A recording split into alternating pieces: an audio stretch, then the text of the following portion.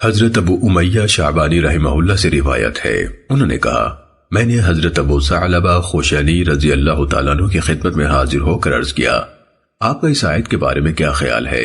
فرمایا کون سی آیت؟ میں نے کہا یا ایھا الذین آمنوا علیکم انفسکم لا یضرکم من ضل اذا اہتدیتم، اے ایمان والو اپنی فکر کرو، جب تم راہ راست پر چل رہے ہو تو جو شخص گمراہ ہے اس سے تمہیں کوئی نقصان نہیں۔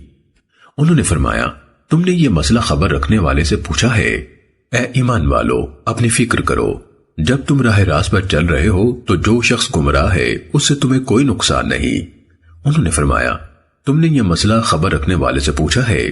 میں نے رسول اللہ صلی اللہ علیہ وسلم سے اس بارے میں دریافت کیا تھا تو آپ صلی اللہ علیہ وسلم نے فرمایا تھا بلکہ ایک دوسرے کو نیکی کا حکم دو اور ایک دوسرے کو برائی سے منع کرو، حتیٰ کہ جب تو دیکھے کہ بخل کا حکم مانا جاتا ہے، یعنی ہر شخص بخل کر رہا ہے گویا بخل کی حکومت ہے، خواہش کی پیروی کی جاتی ہے، دنیا کو ترجیح دی جاتی ہے اور ہر شخص کو اپنی رائے ہی اچھی لگتی ہے، اور تیرے سامنے ایسی صورتحال آ جائے کہ تو اس کا مقابلہ نہیں کر سکتا تو پھر خاص اپنی جان کی فکر کر اور عوام کی فکر چھوڑ دے، کیونکہ تمہارے آگے صبر کا زمانہ آ رہا ہے۔ اس دور میں صبر اور حق پر قائم رہنا اس طرح دشوار ہوگا جیسے انگارے کو مٹھی میں لینا۔ ان ایام میں صحیح نیک عمل کرنے والے کو عام حالات میں یہی عمل کرنے والے 50 آدمیوں کے برابر ثواب ملے گا۔ سنن ابن ماجہ حدیث نمبر 4014۔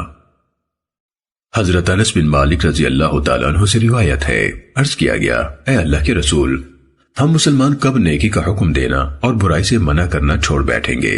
آپ نے فرمایا جب تمہارے اندر وہ خرابیاں ظاہر ہو جائیں جو تم سے پہلی قوموں میں ظاہر ہوئی تھی۔ ہم نے کہا اللہ کے رسول، ہم سے پہلی امتوں میں کیا ظاہر ہوا تھا؟ آپ نے فرمایا حکومت کم عمر یا بچگانہ ذہن رکھنے والے افراد میں اور بے حیائی بڑوں میں، یعنی جوان تو بدکاری میں ملوث ہوں گے ہی، بوڑھے بھی باز نہیں آئیں گے، اور علم تمہارے ذلیل لوگوں میں۔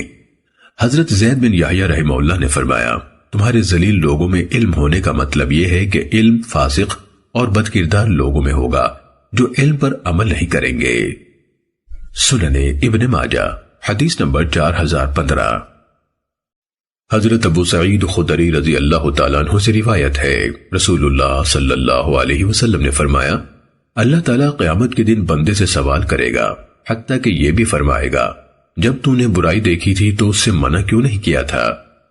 پھر جب وہ جواب نہ دے سکے گا تو اللہ بندے کو جواب سکھا دے گا، وہ کہے گا یا اللہ مجھے تجھ سے رحمت کی امید تھی اور بندوں سے ڈر لگتا تھا۔